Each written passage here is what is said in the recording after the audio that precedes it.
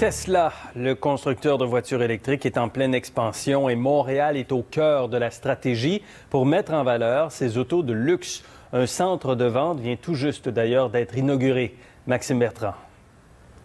C'est le plus grand concessionnaire Tesla en Amérique du Nord et il se trouve à Montréal.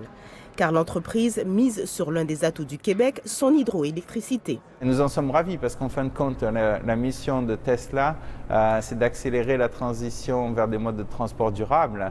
Tesla table aussi sur sa nouvelle voiture vedette, le dernier cri en matière de technologie, la berline S. À terme, cette voiture-là, avec la caméra et le radar qui est devant, est capable de conduire toute seule sur l'autoroute. L'une des caractéristiques de cette voiture est sa capacité de passer de 0 à 100 km en 3,2 secondes. On y va!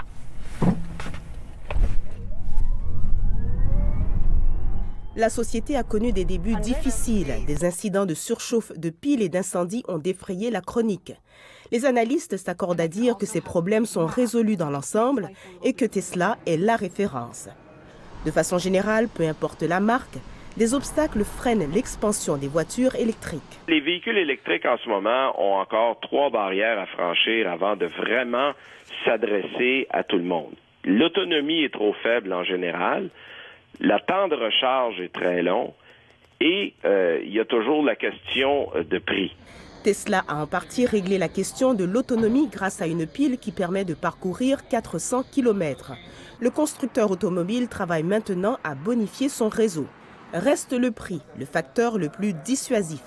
Une Tesla coûte environ 100 000 $. C'est donc des véhicules qui deviennent des véhicules de niche et qui ne sont pas nécessairement à la portée de toutes les bourses. Pas étonnant que Tesla n'ait vendu que 300 véhicules au Québec, ce qui la classe au 4e rang en matière de popularité des véhicules électriques, loin derrière la Volt de Chevrolet qui coûte 36 000 $. Notre but, c'est vraiment de démocratiser la voiture électrique.